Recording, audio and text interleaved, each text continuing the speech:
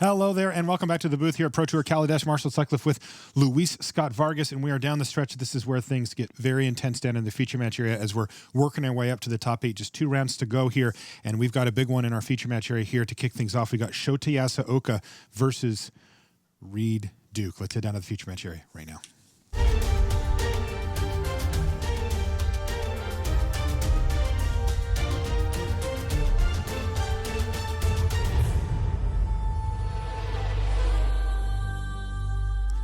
Hello and welcome to coverage of Pro Tour Kaladesh. I'm Marshall Sutcliffe in the booth with Luis Scott Vargas, and we are ready for round 15 action. Just 2 more rounds to go before we cut to our top 8. Every match has a lot of weight to it at this point in the tournament. This one, no exception. We've got Shota Yasooka from Japan playing Grixis Control, the Hall of Famer. You can see him sitting there anxiously. Oh yeah, he looks real tense and anxious. Waiting for his turn to go here. Let's take a look at his opponent. That's right, Reid Duke from the United States, playing a much different take on the format. He looks a little more offensive. He does. He's playing red-white vehicles. And it looks like we're underway here for Reid Duke. He's going to start off with Toolcraft Exemplar before passing the turn over to Shota. This is a classic matchup in Constructed Magic. It's a control deck purely and simply versus an aggressive deck, pure and simple. So this is Magic at its purest, and already it looks like Shota has a tough decision on what land to play first. No, not Magic at its simplest. Both these players know what's going on, and this is a complicated match. Thank you for that astute correction, Luis. And you can see one of the nice synergies that Thraben Inspector has in this deck. Unfortunately for Reid, his Toolcraft Exemplar, even though it was a 3/1 on the attack there, or a 3-powered creature on the attack there, is going to get taken out by Galvanic Bombardment. But guess what? There's a replacement. It always feels like you hit Tron, like you everything lined up perfectly. When you're playing a control deck like Shota's, and you have turn 1 untapped land 1-drop removal spell, it actually feels broken, because control decks, the drawback with a 3-color control deck, your lands come to play tapped, your spells are expensive. Shota just goes Spire Bluff Canal, Galvanic Bombardment, has a second one Galvanic Bombardment in his hand. This is just the dream draw for Shota. And you see Reid almost pause there for half a second, just like, really? Man, another one? You're supposed to have a bunch of negates and stuff in your hand that don't do anything against this draw. In the meantime, Shota has only taken 2 damage in the early stages, or even just 1, it looks like, and but Reid has a Depala to follow up. And see, here's the thing that Reid wants to take advantage of. Shota's casting Painful Truth, paying 3 life to draw 3 cards. Normally, you could never cast Painful Truth into an opening of double Toolcraft Exemplar, but those 2 Galvanic Bombardments mean Shota has a little bit of breathing room, though I don't think Reid's taking his foot off the gas here. I think Reid's going to be able to deal a fair amount of damage to Shota and potentially make it so that Painful Truth does live up to its name. Shota's completely tapped out. He is at the mercy of Reid Duke's attack step here, and he's got a pen in hand ready to take whatever damage may come. Reid is going to use Depala, her triggered ability, just for 1. He didn't hit. No dwarf, no vehicle. Instead, it was actually Archangel Avacyn, which went to the bottom, and I don't think he's really bummed about that, to be honest. No, Depala got rid of a card Reid couldn't cast anyway. Reid opted to play Selfless Spirit there over Veteran Motorist. Veteran Motorist would have been able to potentially set up his top of his deck with Scrying for Depala, but because at this stage in the turn, Reid surely knows that Shota has multiple copies of Radiant Flames in his main deck, Reid wanted to get Selfless Spirit out there to potentially mitigate the effect of a Radiant Flames. And now Shota is in a slightly tougher spot because his hand of Painful Truth, Void Shatter, Ceremonious Rejection, Transgress Line, none of those cards affect the board. Casting Painful Truth into 6 power worth of attackers is really not where you want to be. Man, a fantastic start for Shota, but it has really it's trailed off. Yes, since then he's basically done 3 damage to himself over the course of the last 2 turns. So 6 damage from himself plus the rest from Reid Duke, and Reid looking to line up a massive attack here. All right, Reid is in very good shape right now, and he's even going to have the luxury of using Depala here at a slightly higher effectiveness than normal thanks to that Veteran Motorist.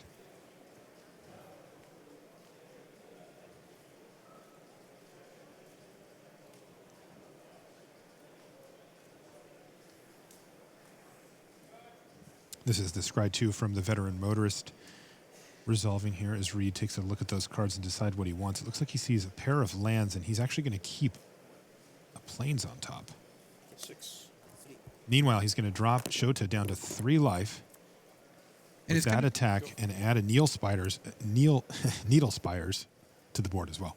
Kind of interesting choice with Reid keeping a plains on top. So what he's doing is he's giving up the equity of Dipala, because if he'd put plains on the bottom, he has an extra mana he wasn't using anyway. He could have used Dipala for one, tried to hit a vehicle or a dwarf. Instead, what he did was keep an untapped land on top, play Needle Spires this turn. So now, even if Shota has a way to sweep Reid's board, Needle Spires could come in, and it's threatening lethal right now.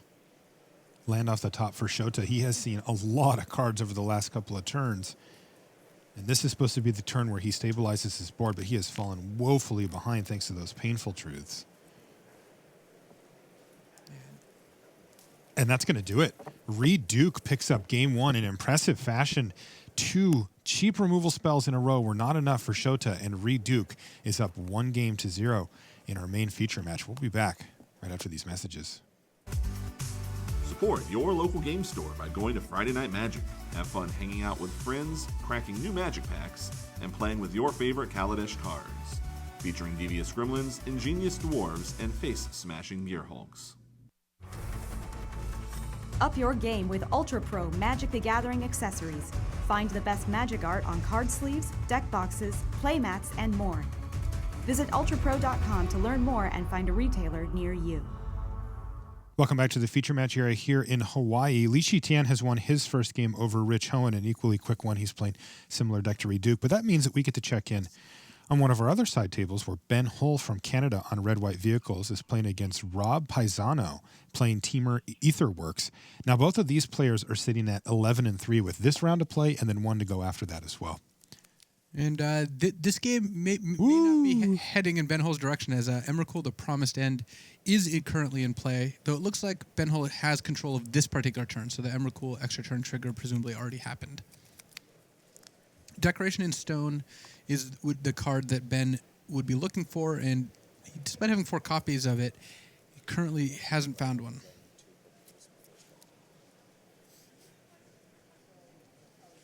Yeah, it looks like there may be one of those in the graveyard, Luis, that courtesy of Rob Paisano taking his last turn. And thanks to Woodweaver's Puzzle Knot, that Etherworks Marvel actually is going to get to spin the wheel again, as it were. And so, because Rob's at 3 energy, Woodweaver's Puzzle Knot combined with Etherworks Marvel adds another 4 energy and 3 life. So that will give Rob the opportunity to attack with Emrakul, use the Marvel. Though it is a little interesting deciding whether you want to use Marvel before or after attacking. So if you use Marvel before attacking and you hit a second copy of Emrakul, then you don't get to attack if you want to keep an untapped Emrakul. If you end up attacking first but then miss on the Marvel, you risk potentially losing on the crackback. So it's a tough decision. He did just discard 2 Ulamogs, making it less likely that Ulamog is what he hits here. And that we may just see that attack. A little more weight to Rob wanting to potentially attack before using Marvel. Though, given his lines of play this turn, he's actually not planning on using Marvel because he's just using up energy rather than gaining it. Yeah, he's down to 2 energy now. He did cast a Glint Nest Crane, which he missed on. And Emrakul is going to knock Ben Hull down to 7. Leave Rob at 8. But Ben's pretty dead next turn if he hasn't found a way to deal with Emrakul. And unless Ben or kill Rob was able to string together some play involving Fleetwheel Cruiser and a removal spell, then he would be in pretty good shape here. But at this point, it's looking like Ben needs to find Declaration in Stone in order to remove that Emrakul. And he's going to crack the clue from this Thraben Inspector, digging for exactly that. Unfortunately for Ben, he finds a mountain. And that's going to do it. Rob Paisano picks up game 1 against Ben Hull. Now, both of these players are sitting in 11-3, Luis. We're going to head back to our main table here as players are just taking a look at their opening hands. But, as we do get down the stretch here, Luis, things are a little different at this Pro Tour as far as tiebreakers, how to get into the top 8 and such, and the incentives have changed a little with our new top 8 structure. Yeah, thanks to the different stages of quarterfinals in the top 8, if you end up in the first or second seed, you only have to play 2 matches to win the top 8. If you end up in the 3rd or 4th seed, you have to play 3 matches, like in the previous system. However, if you end up 5th through 8, you have to win 4 matches in order to win the top 8. So the matches played today in the last 2 rounds are a pretty big determinant in who's going to win the tournament. So you'll see people like Matsukas, who just took a draw to go to 13-1-1, has a lot of incentive to play his last round to potentially try to lock up first seed or second seed. Could be effectively winning a match in the top 8. Or winning one match, depending on where you end up. If you play to like hit first or second and you lose into 5th or 8th, that's a 2-match differential. Wow. Yeah, that's huge. Thing in the ice here for Shota Yasooka. No turn 1 play from Duke. The Needle Spires enters the battlefield tapped, so. Thing in the ice has impressed me a lot in watching these matches. Shota has won many, many games off of Awoken Horror as just a 7-8, a 2-mana 7-8 with, some delays. Smuggler's Copter on turn 2 for Duke. Doesn't currently have anything to crew it, but hey, there's one. Shota says, yep, Veteran Motorist resolves. And one of the things I love about Shota, besides how fast he plays, is that if he draws his 3rd land and he just puts it into play, he doesn't shuffle it in his hand. He just flops it right onto the battle. I know. I've noticed that about him, too. I like that about him as well. Yeah. Okay, so the Smuggler's Copter is going to get crewed by the Veteran Motorist and then hit the red zone, which means Reid Duke is resolving a loot. That's a draw and then a discard. And I'm generally in favor of looting when given the opportunity. I also am pro-looting, as it turns out. That's 4 damage. That's going to hit Shota Yasooka and drop him down to 16. And Reid's going to follow up with a Toolcraft Exemplar as well. So a solid little start here for Reid. Nothing on turn 1, but the last 2 turns have been very productive for him. And Shota has his pick of red removal spells to play. He's got Galvanic Bombardment, Harness Lightning, and Radiant Flames, all which are fairly legit options. Worth noting how much Negate has gone up in value in this format. Because you can negate vehicles on the stack, they're not creatures. Negate all of a sudden becomes very live against aggressive decks, and that is a huge change. Yeah, Shota's actually playing 2 copies of Negate in the main deck. How many cards? Turns out when a lot of people are playing Aetherworks Marvel decks, it's pretty good there too. Okay, so Galvanic Bombardment to kill the Veteran Motorist, and then Shota just passes the turn with a blue and a blue-black land up. No land, though. So drawing that Wandering Fumarole 2 turns ago was incredibly crucial for Shota, since otherwise he would have not been able to cast almost anything. Yeah. But as is, his whole hand is castable minus Glimmer of Genius and Jace, but once you get to 4 for Glimmer of Genius, if you resolve that, you're pretty likely to hit your 5th land for Jace. Is he just hoping that Reid plays something that he can cast Negate on at this point? That would be excellent for Shota here. And looking at how Reid's hand is set up, there is a chance of that. If Reid can find an untapped land off of the Smuggler's Copter, he might end up wanting to play Gideon Alab Zendikar this turn. Unfortunately for Reid, or potentially unfortunately for Shota, that's actually not how it is going to end up. No, he found an Inspiring Vantage, but the Needle Spires in his hand or the Inspiring Vantage, neither are going to. Yeah, that's one of the disadvantages of the fast lands is they come into play tapped when you have them as your 4th land. But still, he's got a good turn here. He's got Needle Spires plus Pia Nallard as Reid Duke. So that board is continuing to get bigger, and Shota has to be looking at the Radiant Flames and thinking this is going to be pretty good. Yeah, Radiant Flames, now is the time. And it is indeed pretty good. Leaving that Smuggler's Copter as the only real threat back besides the Needle Spires you see for Reid Duke. Smuggler's Copter is just so good at getting around removal that, like, Reid has Veteran Motorist here, he has Gideon, he has Selfless Spirit. Like, he's going to attack with that Smuggler's Copter. He just has to decide how to sequence his card and which one he's going to use. Okay, here's another Veteran Motorist now for Duke. It is weird seeing, a cheap, aggressive red-white deck that gets to scry 2 and then loot a bunch. Like, what? What world are we living in? We're living in a world where the red-white aggressive deck full of 1-drops just has tons of recurring sources of card advantage and card selection. Yeah, it's very strange. Veteran Motorist, Smuggler's Copter, Thraben Inspector, Depala. You can have a red-white deck play an attrition game and still just be up on cards against a control deck. Like right now, even though Shota's removed multiple creatures, picked up a nice 2-for-1 off Radiant Flames, Reid has got plenty of cards to work with and is not running short anytime soon. Yeah, some of the successful aggressive decks that I've seen in Standard historically have been also kind of haste-based decks where if they sweep away your board, you get to add to it and attack right away. And even though these decks don't have a lot of haste themselves, those the vehicles, specifically Smuggler's Copter, really does a good job of mimicking that. And Copter right. does play similar to haste. Yes, it feels like it, when one person sweeps the board and then you immediately get attacked again the next turn. May I read it? Okay. And this is Reid Duke just double-checking exactly what Thing in the Ice does if he were to get it transformed.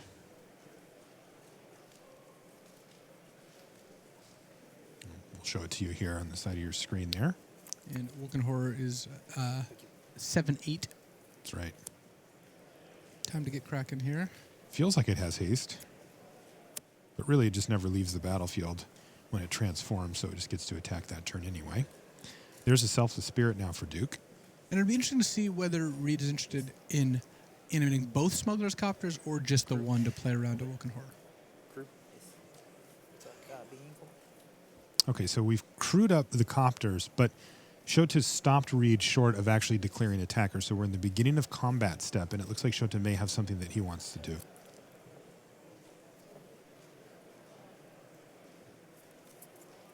So if Shota wants to flip the Awoken Horror here, it's going to involve casting Harness Lightning and negating his own spell. So, it was like this, right? Okay. So you target this one. Yes. And actually what could be awesome here is if Reid sacrifices Selfless Spirit to protect the Smuggler's Copter here, then Shota gets to negate it, so Shota doesn't even end up down a card on the equation. Wow. What a crazy line for Reid to have to figure out as well. He's thinking, okay, what else could he do here to transform the Thing in the Ice? I don't know if negate's going to be at the top of his list, but I think it's going to happen. Indestructible. yes, he is going to make it indestructible. And here we go, negate my own Harness Lightning to transform Thing in the Ice. And you see Reid kind of pause and go, yep, that happens. Oh, wow. That is such a difficult play to actually pull off to get those Copters back in hand. Yeah, that worked out very well for Shota, though Reid can replay a Smuggler's Copter here and end up in a spot where next turn he's able to attack with it. Go. All right, Smuggler's Copter. Reid once again prioritizing the foil version, as we Well, have seen him do in previous matches. As you should. We got a chance a few minutes ago to see Rob Paisano win Game 1 against Ben Hall. Ben has evened things up, so they are going to go to Game 3. Both of those players at 11-3. Now, you'll note here on our graphic, you can see down at the bottom that Shota's sitting at 12-2, while Reid is at 11-3. So a lot more riding on this for Reid. If he picks up a loss, probably not making top 8, right? If Reid loses this match, he's presumably eliminated from top 8 contention. If Shota loses, he actually has a good chance of being able to draw the next round. Wow, there is so much on the line for these two players then.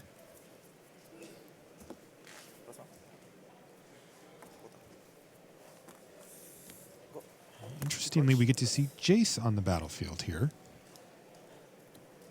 Unraveling some secrets, and so far just drawing cards for Shota, who's at 9 life, which is a little precarious, but enough to work with here. Shota is very close to dying, though, because he's tapped out. He's left himself open. He didn't really have a way to stop Smuggler's Copter, so He could just if Reid he could plays be at 2 here. Yeah, if Reid plays the Motorist, then he gets to attack Shota down to 5 with that Copter, and then refill his board with another Copter in a Toolcraft Exemplar. Yeah, Reid's deck doesn't really play much in the way of burn spells, right? Because he does have Needle Spires here as well, right?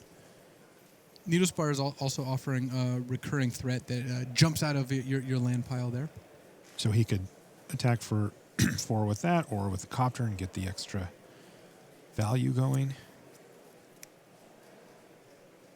But another interesting decision is for Reid Duke. I mean, he just has to concentrate on Shota's life total here, right? He's not going to start attacking Jace.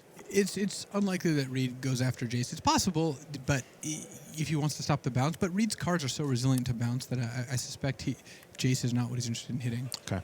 Well, it is a veteran motorist.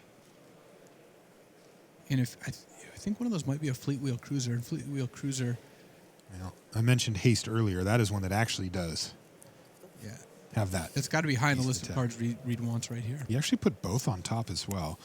All right, so he's going to activate, crew up the vehicle, and yes, he is going to just ignore Jace for now. That's so much loyalty. He'd rather just work on the life total. This is for 4, and it's going to drop Shota down to 5. Go. And one thing about playing a deck like Reid Duke's is that all of his threats are so cheap that even when he had them all bounce back to his hand last turn, he's able to deploy a full board within a turn or two.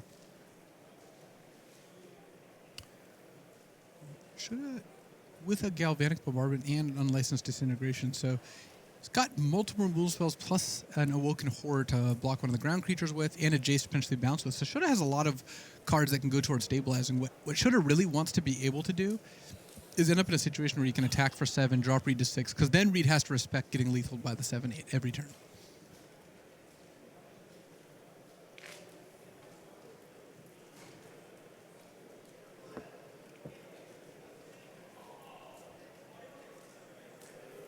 Selfless Spirit, of course, throwing a slight wrinkle. Generally the card you need to kill first. Otherwise, Reid has the option of sacrificing it to save other creatures from most removal. So if Shota attacks, Reid likely takes it, goes to 6. Shota can bounce one of Reid's creatures, Galvanic Bombardment one of these Reid's creatures, and Unlicensed Disintegration one of Reid's creatures, though with no artifact in play won't deal 3.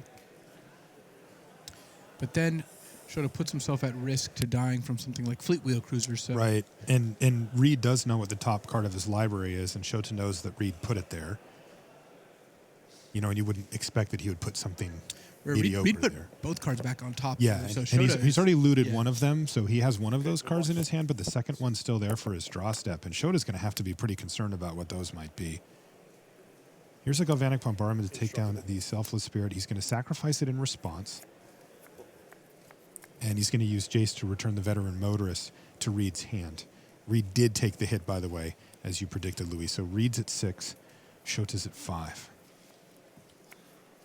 Yeah, you were right. Fleet Wheel Cruiser. So if Reid plays Fleet Wheel Cruiser, it animates itself. It's actually slightly short of attacking for lethal here because Shota can use Unlicensed Disintegration and take out the Fleet Wheel Cruiser, whereas Toolcraft Exemplar and Smuggler's Copter can't both attack. Reid needs another 1-drop to crew this Smuggler's Copter, and His hand is a Gideon.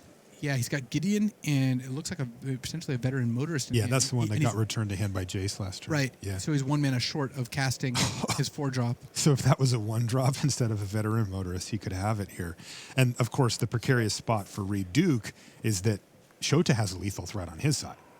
And Shota attacking with Awoken Horror is really important for him this game. Because if he didn't attack with that, then him being 2 turns away from killing Reid means that Reid can take much more aggressive lines. And now Reid has to really worry about dying to in the Awoken Horror.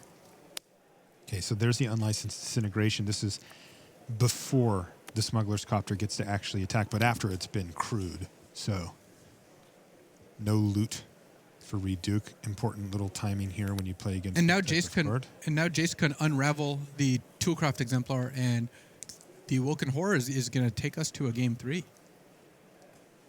Go. Is there anything that Shota has to worry about here? He just gets the thing out of the way and jams, right? That's exactly what he does. Reid says, good game. And I agree with you, Reid Duke. That was a sweet one to watch. Very tense down the stretch, and that's going to force a game 3. There will not, however, be a game 3 in Li Tian versus Rich Hohen, as Li Tian has defeated him in 2 relatively swift games to improve to 12-3 and knock Rich down to 10-4-1. Not great news for Rich. He can win his last round for a good finish at the Pro Tour, but he's unlikely to be playing in the top 8. Li Tian, on the other hand, at 12-3. We're gonna have to see what it looks like next round, but he's got a pretty good shot. Okay, well that leaves us with that table on the far left there. It's game 1 of Jun Ishihara versus Tyler Hill. We have seen 3 or 4 games finish on camera already, and so there's a Liliana emblem to kick things off here. All right, so We have some decks that we haven't seen a ton of. Jun Ishihara is playing T-Merge, which was an all-star in the last standard format, but is something that we haven't seen on camera much this weekend. And Look at Tyler. He just resolved Emrakul and already has a Liliana emblem. there's Emrakuls on both sides. Yeah. There's a horde of zombies. It looks like 6 zombies there. A Grimflare, a Kalitas, a clue for good measure, some Hissing Quagmires, an Elder Deep Fiend now to stop some amount of the attackers. All right. Well, it looks like we came in at the exciting point. Again, this is game 1, by the way. Remember, we already have a match finished, plus we're going to game 3 on our main table. And these players have 25 minutes left on their feature match area clock as they're, well, hopefully getting down the stretch here on We'll game see. 1. It looks like Tyler's got a sizable advantage here, Yes. but it's going to depend on kind of how this Emrakul turn goes. Tyler at 14, which is certainly relevant when your opponent has an Emrakul.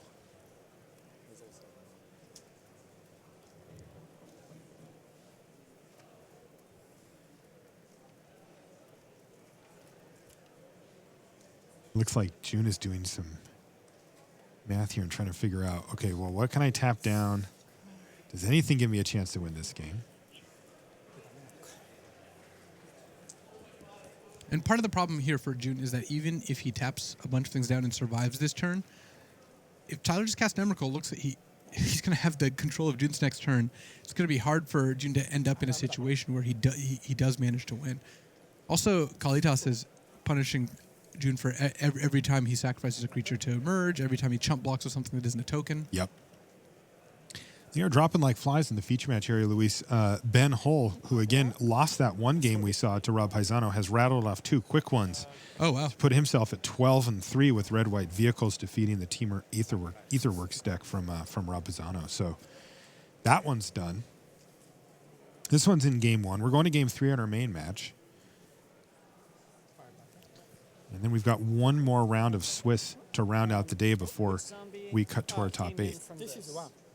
So 5 zombies, it looks like 4 zombies shamble over. Does that qualify as a horde of zombies? Yeah. Or? Oh, yeah. No, that's Okay. a horde. Yeah. But 3 wouldn't be a horde. No. 3 would be like a group of zombies. I was going to say gaggle, but yeah. And 4. Okay, so that's going to drop Ishihara to 4. And of that, many. Okay. 8 zombies. Liliana Emblem makes 8 more zombies? That actually definitely counts as a horde Oh, yeah. of zombies. An apocalypse of zombies. Oof. Elder Deep Fiend is not the card you want in your hand when your opponent's controlling your turn. Oh, I it think- allows you to just decimate your own board, tap down your own stuff. So now the Jeez. All right, and Jun Ishihara looked at his hand and he's like, I got all these emerge creatures, and his board was going to be completely decimated and facing down. Somehow Emrakul plus all the zombie means that he's going to concede that game 1, and those players are going to have to work hard to finish that match, as they've got a lot of work to do in just about 20 minutes of action. Now, our main match here, these players have been playing quite crisply, and also just the nature of the matchup means that it's unlikely to be a super long game. And this looks a lot like our game 1 with Reid opening on double white 1-drops. Knocking Shota already done 17. Though Thing in the Ice is a new wrinkle, because we saw game 1 Shota play Galvanic into Galvanic Bombardment, but Painful Truce was the follow-up. Thing in the Ice before all the cheap spells means that Shota can once again threaten to end the game quite quickly. Also, it blocked a Toolcraft Exemplar this turn, which was really a lot of value gained from Shota's 2-drop. Oh, absolutely. That means Reid only gets in for 1 for that attack. And this is a Weaver of critical Lightning. sideboard card for Shota. Weaver of Lightning, 1/4 reach, which already is a good blocker here. At this Yes. point, Shota is not afraid of Reid's attacks, and every time Shota plays a spell, he gets to pick off cards like Toolcraft Exemplar or Selfless Spirit. So, God, what a great sideboard card. Look at the cards that Reid has. you know what's been a recurring theme throughout the course of this tournament? We've that? watched creatureless or near creatureless control decks board in creatures and You're have right. those creatures be incredibly effective. Yeah, we saw Pierre Dajon do that to great effect with Niblis of Frost. Yeah, 2 matches, one on day 1, one on day 2. We got to cover him boarding in Niblis and taking down matches where he lost game 1. Man, that Weaver of Lightning is just nasty. The Toolcraft Exemplar, it blanks that. Same thing with the Selfless Spirit. And then it's going to start mowing things down as well for Shota. Reid not liking his chances here. No. Reid does have one card that can mitigate this. Okay, well, he just played Gideon and made an emblem. And that emblem is going to mean that Shota's 1 damage from Weaver of Lightning is not going to by itself take it down a creature. Though Shota can string together multiple spells, this at least makes him work for it. That was 4 damage from Reid Duke. Dropping Shota down to 12. Shota finds an island off the top of his library and plays it. There's that emblem just as a reminder. All of Reid's creatures get +1/+1.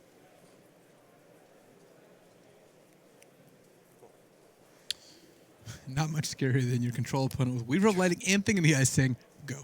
Go. Now, Reid does have that Selfless Spirit, which certainly helps as well. It does, but because all of Shota's cards are just going to be these like individual triggers and individual spells, it's not like he's tapping out for a big sweeper, which Selfless Spirit will counter. It's more like, I'll cast Galvanic Bombardment, targeting your Selfless Spirit, Weaver of Lightning targeting something else. Reid will then sack Selfless Spirit, and maybe Shota falls up with another spell to take something else. Instant speed. Yeah, basically every removal spell in Shota's deck, at least the spot removal, are instant speed. He's got a pair of Harness Lightning in his hand right now. You can toss around quite a bit of damage with those. Okay, so he's going to target the Toolcraft Exemplar with the Harness Lightning, and then he's going to ping the Selfless Spirit with the trigger from the Weaver of Lightning. So harnessed and then unleashed is this lightning. And remember that Weaver of Lightning won't take out Selfless Spirit by itself because of that Gideon emblem. Thing in the Ice does tick down as well. So Reid has to decide if he sacks Selfless Spirit, then Shota can actually not spend energy on the Harness Lightning if he lets this ability resolve. Shota might follow up with a second Harness Lightning and potentially kill the Toolcraft Exemplar, potentially let it live, though. Being already at 12 and having that Gideon emblem play, making it hard to block, I could see Shota wanting to just cast Harness Lightning to avoid taking 4 damage. Also would take another counter off of the Thing in the Ice, moving that game plan forward.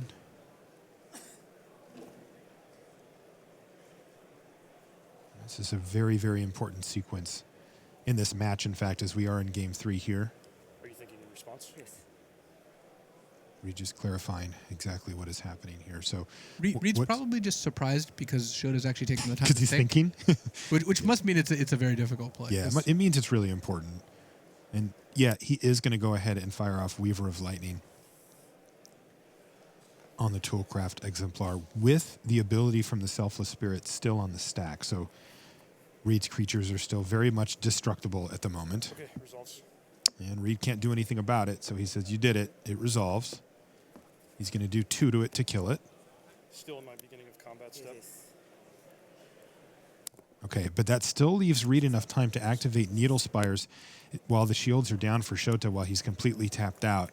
And Shota, not wanting to block here and lose either of his creatures, is going to take the damage, and it's a lot. Yeah, but 6 that damage. Gideon emblem really stacks very nicely with double strike on Needle Spires. So That's right, and that was half of Shota's remaining life total. And he's got a Jace Unraveler of Secrets here, but can Reid find a way to punch through these final 6 points of damage? here's where something like Declaration in Stone would look very good against this creature-based strategy that Shota has. Attack you. Looks like Reid's hand is Veteran Motorist and a couple of lands. Go. This time, though, Shota does have to chump block with his Weaver of Lightning. And that Gideon Emblem was already blunting the Weaver of Lightning's effects, so despite Weaver looking like she was going to do a lot of work this game, Reid had the counter in Gideon Emblem, and Shota was happy to cash in Weaver of Lightning for 6 life. Yeah, this is getting really intense now because Shota just plus Jace again, put the card on the bottom, drew maybe Painful Truths? Painful Truths, again, not the card Shota's looking for. I can't imagine he even has very many in his deck post-board. That's right. It's good news for Reid Duke, though. The unlicensed Disintegration in hand could be a problem if Reid's plan is to just keep activating this Needle Spires and attacking every turn. One of the disadvantages of the Needle Spires plan is it does tap you out. You spend essentially 5 lands to attack with Needle Spires. So when Reid does that, he's committing the majority of his mana each turn. Now, he hasn't done that yet. He's decided to play this Veteran Motorist from his hand and resolve this Scry. But if he plays a land, he can still activate the Spires. Now that will demand a removal spell, but like we said, Shota has it. Another thing Reid has to be very careful of is Thing in the Ice is on 2 counters. If Reid attacks in a turn where Shota can just play 2 spells, Awoken Horror can be fairly problematic. I don't know if there's much Reid can do about that.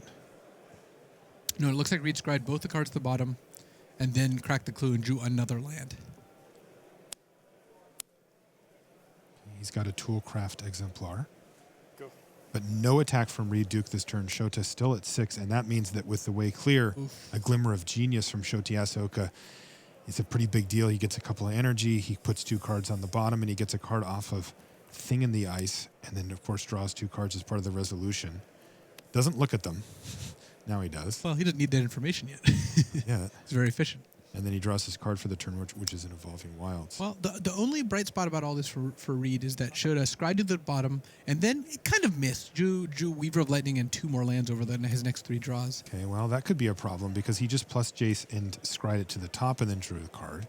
Yeah, and that was Harness Lightning, which is a card Shota wants at this point in the game. So now the door is closing. Reid has not very many turns left before Shota's advantage from Thing in the Ice and Jace just put him in a spot where he can prevent Reid from hitting him with creatures. And one of the biggest disadvantages of Reid's decks compared to like a normal, what kind of a classic red regressive deck is there just aren't very many burn spells that go to the player's face. So even if Reid gets Shota down to 6 or 3, it's not like he can draw, a lightning bolt style card. Reid's best burn spell is Fleet Wheel Cruiser, and if Shota sits on a bunch of removal spells, it's going to be hard to get a cruiser in.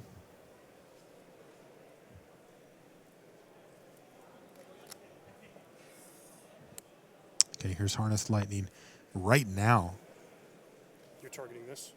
for Shota. He's actually targeting his own Thing in the Ice? Because he's flipping it, he's bouncing all the other creatures, and then when it resolves, he just gets 3 more energy. I see. He just uses it for 0. No, he could pay a few energy just to do a couple damage. That Awoken Horror is tough. It could take it. As it turns out, we're going to see how tough Reid Duke is because he just took 7 damage, and in 2 turns, he could be dead to that Awoken Horror. Yeah. And if he does, that's the match, and that would put Shota in well within range of the top 8 here and effectively knock Reid Duke out of contention. Another land for Reid. He has drawn a lot of lands this game. Well, what he's really looking for is Fleet Wheel Cruiser. That's his most impactful card. Though even something like Pia Nalar could provide enough bodies, especially with that Gideon emblem to push through. Archangel Avacyn would be a good draw, but there's actually a good chance that Reid did potentially side her Archangel out because she is somewhat expensive. Though she's good against burn spells, so maybe she did make the cut.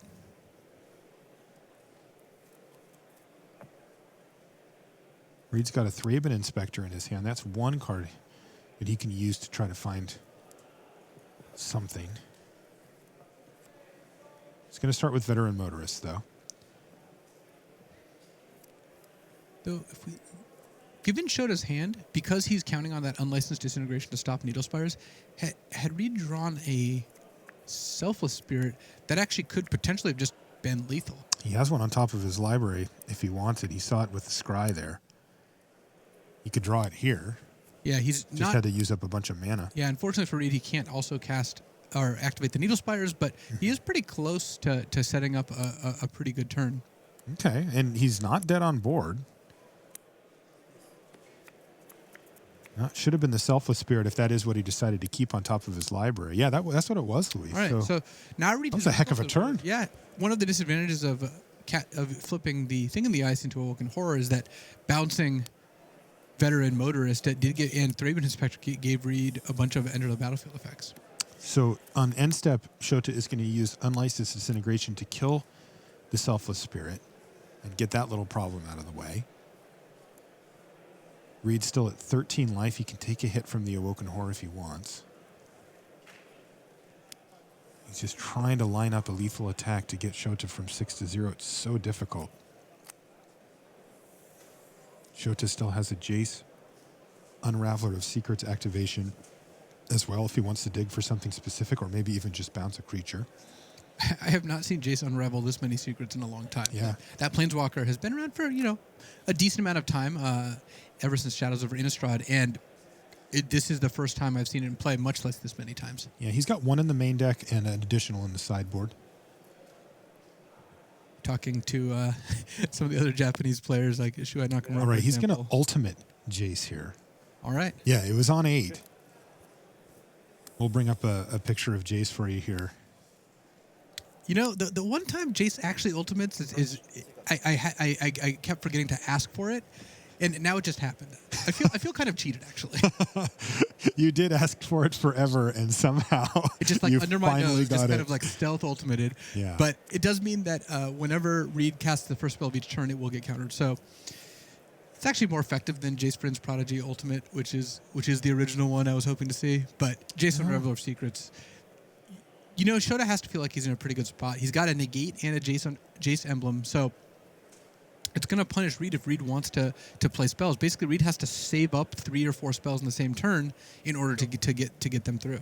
And he doesn't have any attacks here, so he just has to pass the turn back. Thanks to that Weaver of Lightning joining the forces there with Awoken Horror. No good attacks for Duke.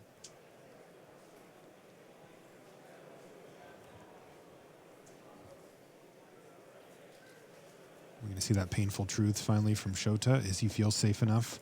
I think he does. Yeah, he is. And he also gets a Weaver of Lightning trigger here. But remember, there is still a Gideon emblem on the battlefield, wherever it lives, the command zone, as it were. And that does mean that the Veteran Motorist survives that first ping, though. If Shota can play another instant or sorcery here, the Motorist will fall. No, this one's going to be another thing in the ice, which isn't going to trigger it. But there's a Galvanic Bombardment. And this is really slipping away from Reid at this point. The Toolcraft Exemplar is going to die, and the trigger from the Weaver of Lightning is going to finish off the Veteran Motorist. And what we're seeing is the control deck start to suffocate. Yeah, I don't see how Reid is going to get his way out of this, especially given that Jace emblem on the battlefield there. Wow, Shota really making Jace Unraveler of Secrets look pretty good on the weekend. Again, like you said, we haven't seen it a ton in Standard, but it's done good work here.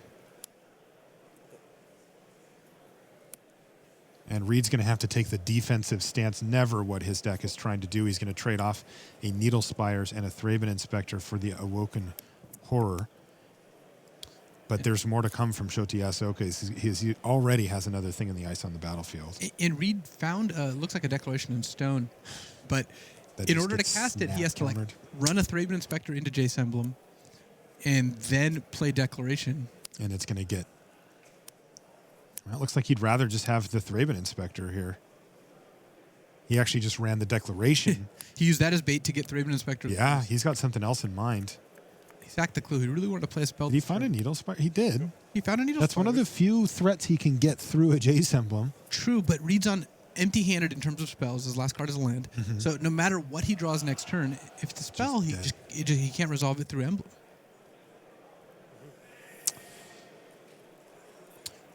Definitely appreciate that. Reid is that what it was? Yeah, Reid's doing a good job of fighting the fight here. This is how you play when you're this deep into a tournament of this magnitude, but he can't feel good about his chances at this point, and especially with that Gear Hulk in hand for Shota, he's got to be feeling pretty great.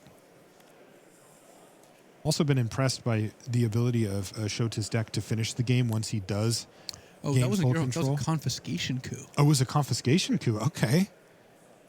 Is he going to steal the Thraben Inspector of all things?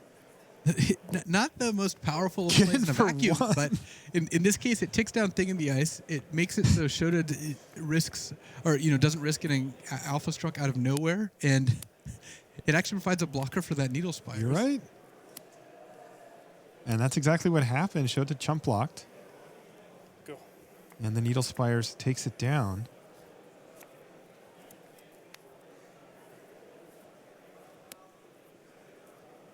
Did he draw another confiscation think he coup, did. Luis? But I think this is about to be Reid's funeral here, since Shota has enough mana to activate both and potentially start ticking away at Reid's life total. Yeah, that's a little more than ticking away here. That's going to bring him down to 4, and that's going to leave Shota with many lethal threats and with nothing much going in hand for Duke, given that whatever he plays first gets countered no matter what.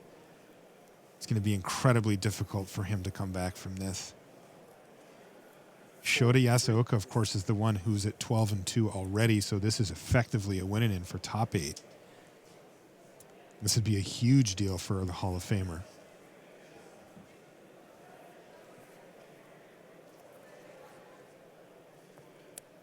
Reid's very close to having lethal here because DePaula gets countered by J7. Reid can play Chandra Torch of Defiance. Wow. The plus ability on Chandra deals 2, could take Shota to 1.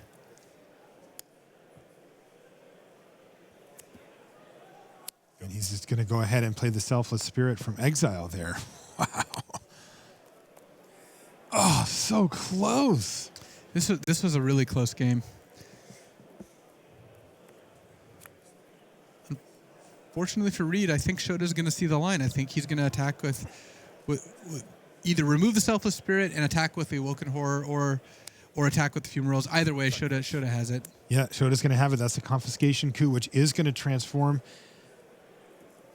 And that is a lethal attack. And Shota Yasooka defeats Reid Duke, all but tying up that top 8 finish. Tough stuff for Reid.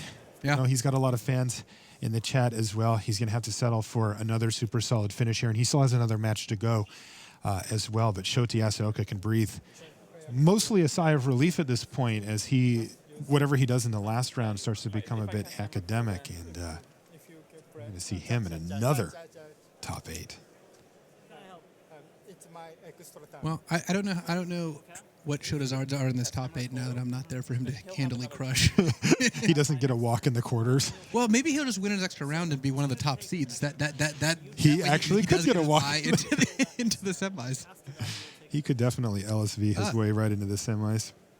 All right. I see we've got another version of the same game we saw.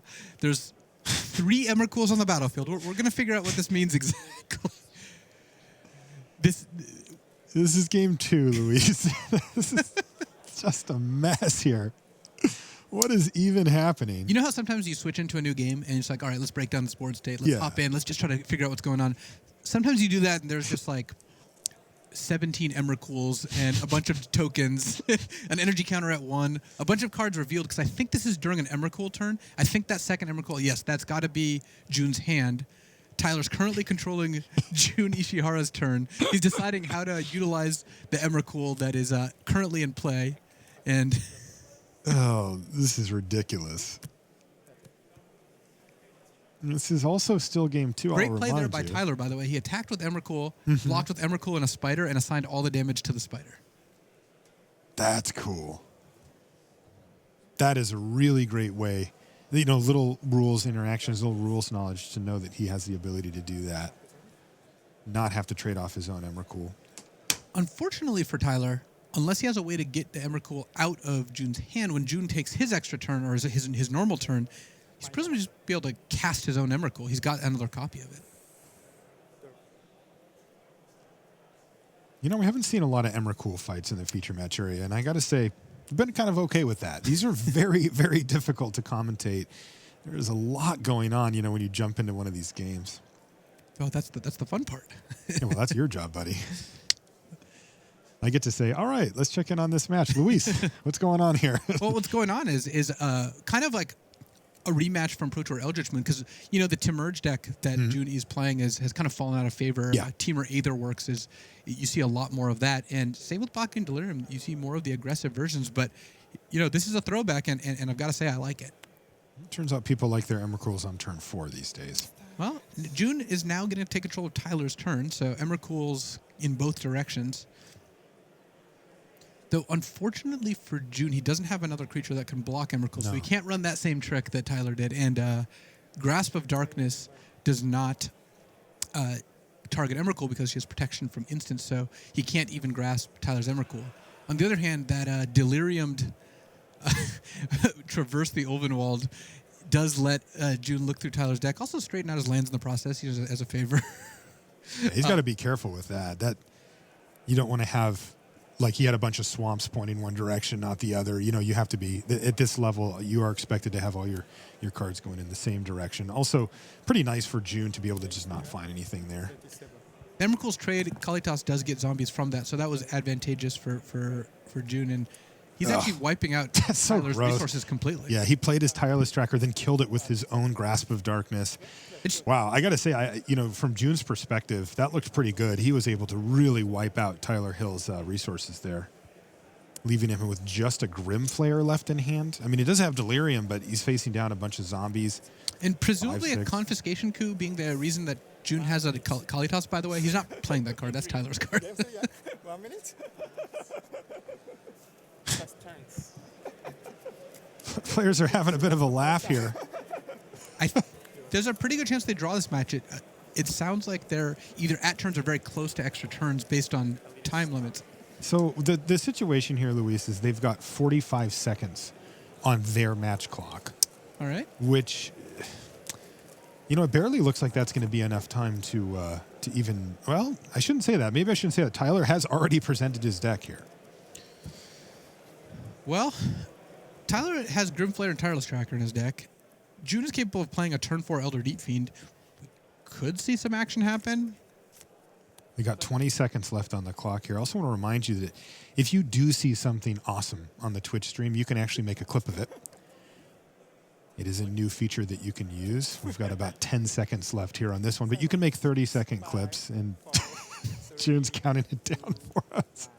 You can use the hashtag PTTopPlays if you do make one to send it to us. So they started the game before the time expired, so they are going to get to play this game. It's just they're not going to have a lot of turns to play it in. So just the 5 turns total? Yeah. Okay. Which, as we could see, these players in this matchup tends to lend itself to much, much longer games than that. And unfortunately, Tyler's going to have to take a mulligan. Okay, and Tyler just said, you know what, we're just going to draw. Yeah, Let's be neither realistic player is here. capable of killing by turn. No, 3. I don't even think they could if they stacked their deck and were playing against absolutely nobody. So these players are going to actually end up taking a draw, which I don't know if that's good or bad. They're both at 11-3. It's going to put them at 11-3-1 right on the cusp. I could tell you it's good for other people. There are plenty of other people who see that and see it as an opportunity. Both of these players can still make top 8. They've got the opportunity to do so by winning their last round. But other people who are X3-1, who are 11-3-1 after this round, see that and they're like, oh, that's one fewer 12-3 that I have to contend with. Okay, yeah. So maybe the opportunity slides up, and then these players do get a chance to play a win in, which really is all you can hope for. When you come into the last round of a Pro Tour, is that you get the chance to play for your spot in the top 8. And of course, I mentioned earlier, Luis, but we've got a little bit of a different setup coming up here too. We expect quite a few more players to be playing for their spot rather than taking the intentional draw.